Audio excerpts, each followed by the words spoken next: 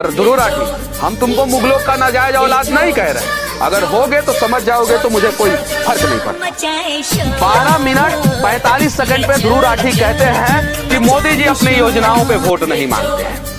4 जून को ध्रुव राठी पता चल जाएगा कि मोदी जी को लोगों ने किन किन योजनाओं पे वोट दिया। किसान सम्मान निधि पे मोदी जी जो है वोट मांगते हैं। उज्ज्वला गैस योजना पे मोदी जी जो है वोट मांगते हैं। 14 से पहले गांव में 14 मिनट बिजली नहीं रहता था और आज 24 से पहले जो है हर एक गांव में जो है 24 घंटा बिजली रहता है। तो बिजली पे मोदी जी वोट मांगते हैं।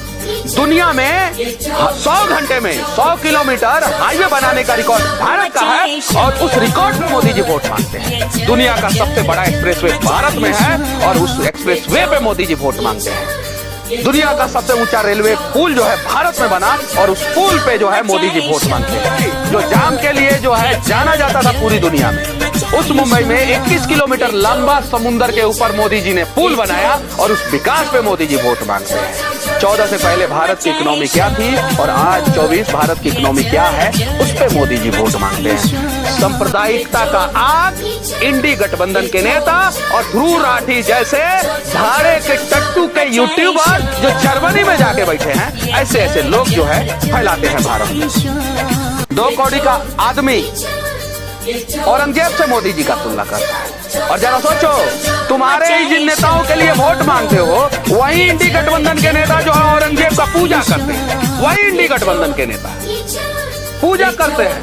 बोलो राहुल गांधी जो है औरंगजेब को गाली दे, हिम्मत है? बोलो कन्हैया कुमार औरंगजेब को गाली दे के दिखाए, हिम्मत है? और औरंगजेब की कहानी क्यों नहीं बताते हो कि औरंगजेब ने क्या किया था? बताओगे?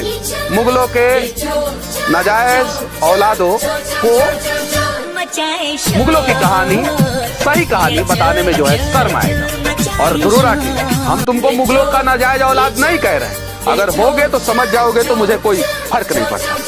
जर्मनी से आइए, हम लोग स्वागत करेंगे ध्रुव राठी आपका। और हिम्मत है तो भारत की सही चीजों को दिखाइए। जर्मनी में बैठ के भारत को बदनाम करने का प्रयास मत कीजिए।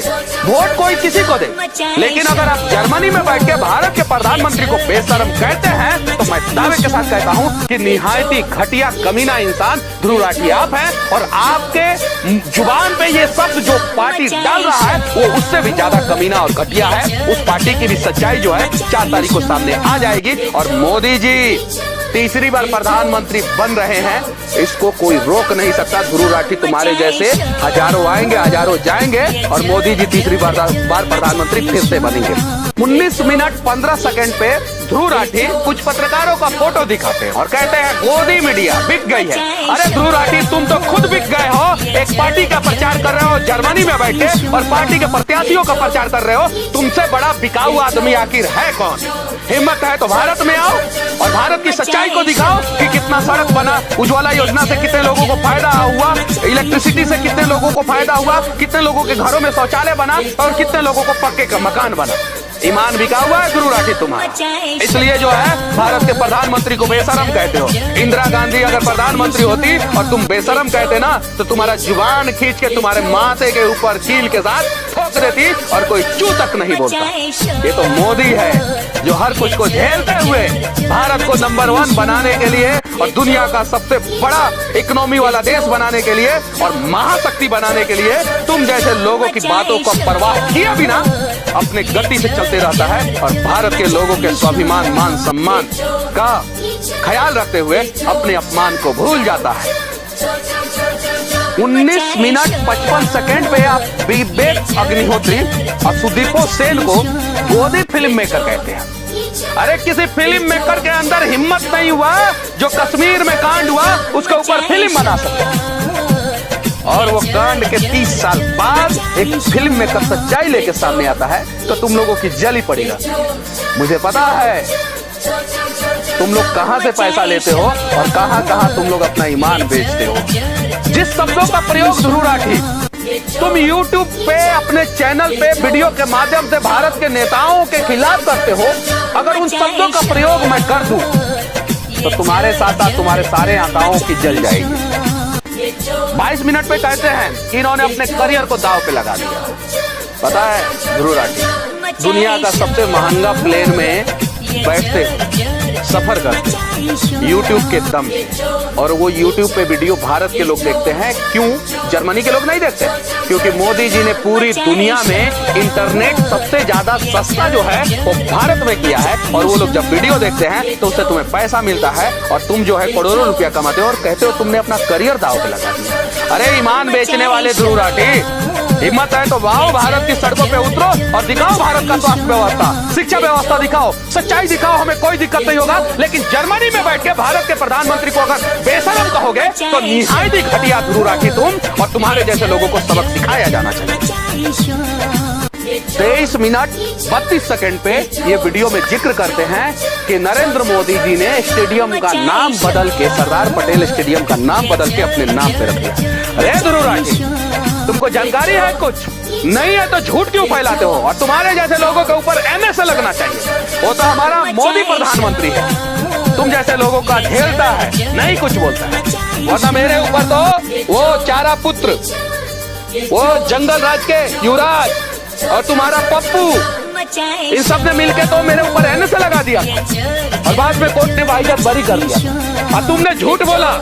उस स्टेडियम का नाम था मोटेरा स्टेडियम, और मोटेरा स्टेडियम का नाम नरेंद्र मोदी स्टेडियम, और उस पूरे कॉम्प्लेक्स का नाम था सरदार पटेल कॉम्प्लेक्स।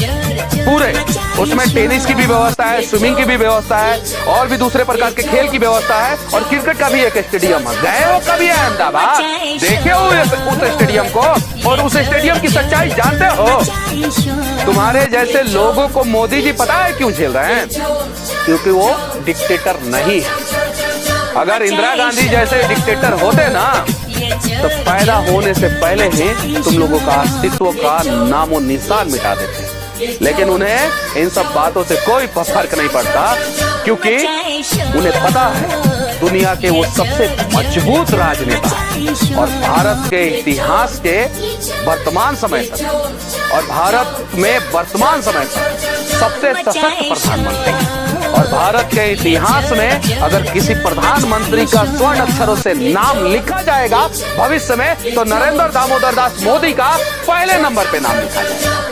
और वो भारत को आगे लेके जाना चाहते हैं। इसीलिए तुम जैसे बेशरम यूट्यूबरों के बातों का ख्याल किए बिना वो 24 घंटा अपने देश को मजबूत करने के पीछे लगा हुआ है प्रधानमंत्री, और तुम लोगों को इस बात की जलन है कि वो भारत को मजबूत कैसे कर सकता है, पाकिस्तान और कांग्रेस दोनों का हालात कैसे वो खराब कर सकता है। पाकिस्तानी मानसिकता के लोगों के पैसों पे पलने वाले, जर्मनी में रहने वाले 2 कौड़ी के यूट्यूबर ध्रुव राठी, हिम्मत है आओ। भारत में कहीं दिक्कत है, अगर किसानों को दिक्कत है, भारत के लोगों को दिक्कत है, या किसी भी प्रकार का कोई भी समस्या है, आओ यहाँ पे जमीन पे आके वीडियो बनाओ। ऐसे करते हो और पीछे ग्रीन क्रोमा पे वीडियो बनाते हो। अरे जमीन पे आओ, देखो फिर पता चलेगा। और जिस दिन जमीन पे आओगे भारत, लोग तो तुम्हारा स्वागत करेंगे, और किस चीज से स्वागत करेंगे वो उसी दिन पता चल जाएगा। इसीलिए जर्मनी से भारत आने का अब तुम नाम भी नहीं ले रहे हो, और आ रहे हैं मोदी जी।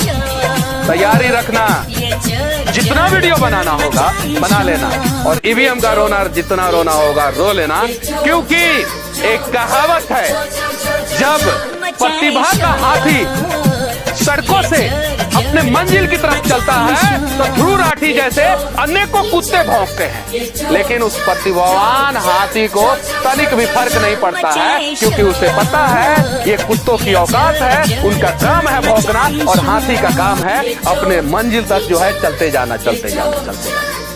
और जब हाथी सामने खड़ा होता है तो कुत्ता कभी भी पीछे से भौंकता है। तब कुत्ता ध्रुव राठी, तुम चाहे जितना भी भौंक लो, प्रतिभावान हाथी जो है वो तुम्हारे भौंकने से जो है उसका इज्जत कम नहीं, और ना ही उसका ताकत कम होगा, और ना ही वो मंजिल की तरफ चलने से रुकेगा। तुम जैसे हजारों आएंगे, हजारों जाएंगे, मोदी जी अपना काम करते रहेंगे। और बेशरम यूट्यूबर ध्रुव राठी, कान खोल के सुन लो, 4 तारीख के बाद वेलकम टू भारत, एक बार आओ, तुम्हारा स्वागत करेंगे।